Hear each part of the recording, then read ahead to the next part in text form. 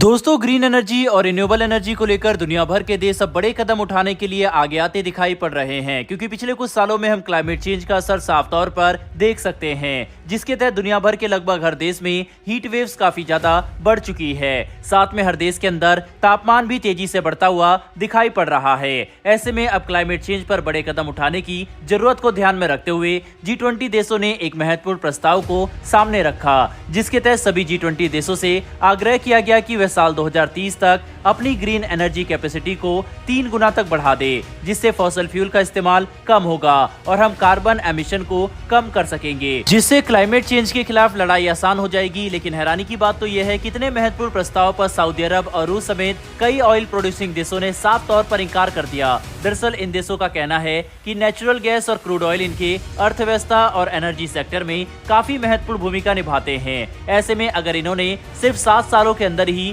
Green energy को इतना ज्यादा बढ़ाया तो इससे इनकी अर्थव्यवस्था पर गलत असर पड़ सकता है, क्योंकि तभी अपनी इकोनॉमी और एनर्जी सेक्टर में संतुलन नहीं बना सकेंगे। तो सवाल ये उठता है कि आखिर नेचुरल गैस और क्रूड ऑयल सऊदी अरब समेत रूस की अर्थव्यवस्था में कितना योगदान देते हैं। तो आपको ये बात जानकर हैरानी होगी कि सऊदी अरब की जीडीपी में 45% सिर्फ एनर्जी सेक्टर से आता है, जबकि रशियन इकोनॉमी में एनर्जी सेक्टर 20% का योगदान देता है, जिसमें सबसे बड़ा हिस्सा क्रूड ऑयल और नेचुरल गैस के एक्सपोर्ट का है। जिसका मतलब ये है कि अगर साल 2030 तक इन देशों ने ग्रीन एनर्जी कैपेसिटी को 3 गुना करने की कोशिश की तो इन्हें अपने एनर्जी सेक्टर में से ट्रेडिशनल फ्यूल सोर्स को कम करना पड़ेगा, जो इनकी जीडीपी का सबसे बड़ा हिस्सा है। ऐसे में इनकी अर्थव्यवस्था पर बड़ी मार पड़ सकती है, जिसकी वजह से सिर्फ सऊदी अरब और रूस ही नहीं बल्कि कई तेल उत्पादन करने वाले देश G20 के इस प्रस्ताव से सहमत नहीं है। हैरानी की बात तो यह है कि चीन भी G20 के इस प्रस्ताव पर समर्थन नहीं कर रहा, जो दुनिया में कुछ सबसे ज्यादा CO2 प्रोड्यूस करने वाले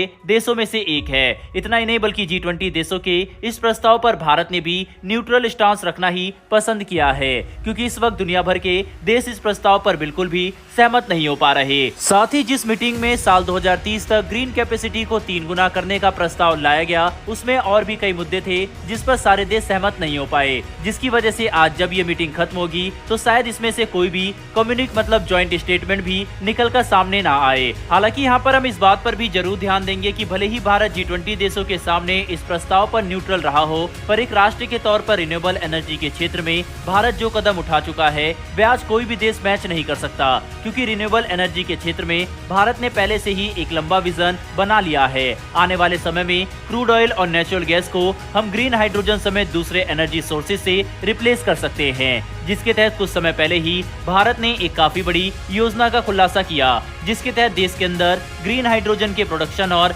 एक्सपोर्ट को बढ़ावा देने के लिए भारत सरकार ने लगभग 20,000 करोड़ रुपए की योजना का ऐलान किया, जो साल 2030 तक भारत को ग्रीन हाइड्रोजन के क्षेत्र में वर्ल्ड लीडर बना देगा। और भारत के अंदर ग्रीन हाइड्रोजन के प्रोडक्शन समेत रिसर्च को ध्यान में रखते हुए जापान और सिंगापुर जैसे देश पहले ही भारत के साथ बातचीत में लग चुके हैं, ताकि इन्हें भविष्य में सस्ता ग्रीन हाइड्रोजन भारत से मिल सके। यानी जो भूमिका आज एनर्जी सेक्टर में सऊदी अरब जैसे देश निभा रहे हैं, आने वाले समय में कुछ वैसी ही भूमिका भारत भी निभाएगा। इतना ही नहीं बल्कि रिन्यूएबल एनर्जी के क्षेत्र में भारत काफी बड़ा टारगेट लेकर आगे बढ़ रहा है। आज जहां एक तरफ भारत के पास 150 गीगावाट की रिन्यूएबल एनर्जी जनरेशन कैपेसिटी मौजूद है, वहीं पर दूसरी तरफ हम साल 2030 तक इसे 500 गीगावाट तक करने की तैयारी में जुट चुके हैं, जिसके लिए भारत तेजी से नए प्रोजेक्ट शुरू कर रहा है। हैरानी की बात तो यह है कि अगले 7 साल में भारत अपने रिन्यूएबल एनर्जी जनरेशन कैपेसिटी में जितनी बढ़ोतरी करने की योजना बना चुका है, वह G20 देशों द्वारा लाए गए प्रस्ताव के टारगेट से भी